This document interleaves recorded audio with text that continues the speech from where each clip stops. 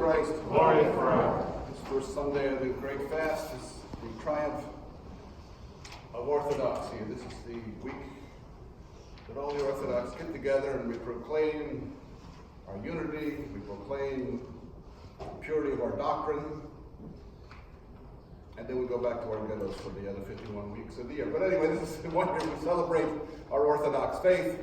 We celebrate the fact that we are united in our doctrine, our faith. Orthodoxy, of course, means true believing or true worshiping, actually, truly glorifying, literally.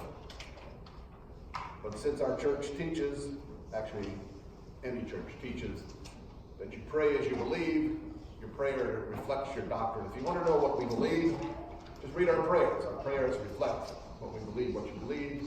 The rule of law, the rule of prayer is the rule of faith. And that was written actually by an Orthodox Pope in the 4th century. So the Sunday of Orthodoxy, we celebrate not only the whole triumph of the icons, we're not celebrating interior decorating here. We're celebrating what the holy icons mean. And the holy icons are depictions of glorified people, glorified saints, holy people of the church.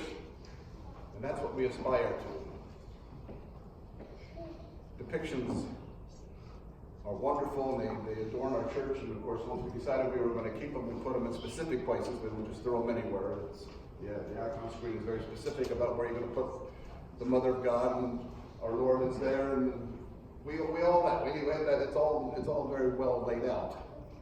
But these icons, these windows onto heaven, are to lead us to sanctification, lead us to inspire us to be sanctified as they are sanctified.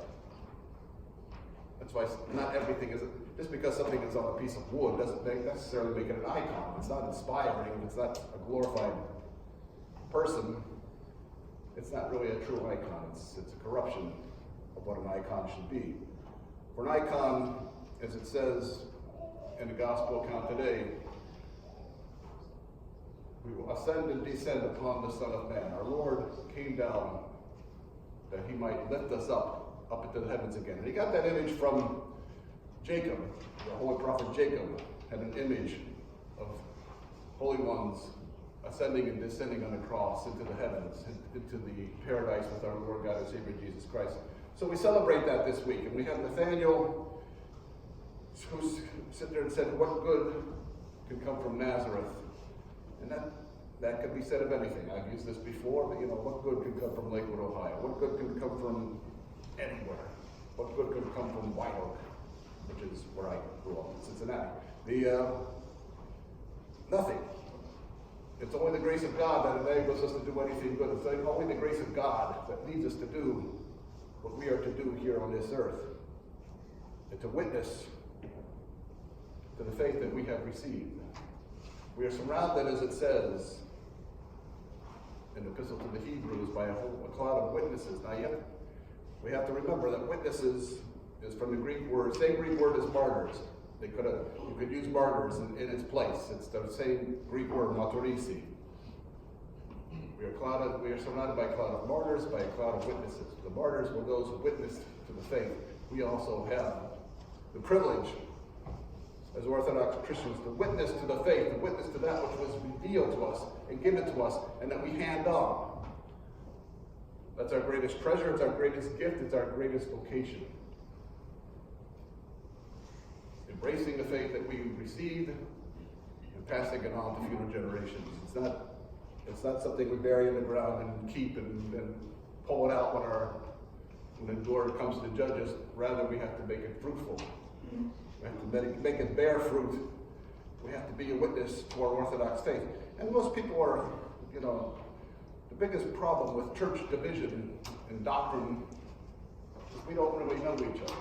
We make caricatures of each other. And it's funny, it's amusing how often I'm telling Catholics what they believe. Because they would come up with outlandish things. I'm Catholic, but I don't believe certain things. And the Orthodox do the same thing. I don't buy everything. And then you ask them specifics, and they always come up with something that is not something the church ever taught. But somehow they somehow it was revealed to them, or somehow they came up with this idea that the church teaches that there's no salvation outside of the body of the church. Not true, it never was true. The church never taught that. So there's a lot of things in our church, a lot of misrepresentations of our church. We have to love what we have received well enough to understand what is true and what is not true. To be able to explain what our church really does teach as opposed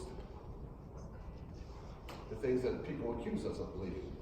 They'll accuse us of worshiping icons. We don't worship icons, we venerate icons. The church made that very specific. Worship is for God alone. We venerate icons, we venerate the saints, we venerate the Mother of God. We don't worship them. Because our prayers will join to their prayers before the throne of God. So as we continue celebrating this great gift that we have had, our Orthodoxy, let us realize that these icons represent the cloud of witnesses, the cloud of martyrs, that will help us receive the glorification that is promised of each and every one of us.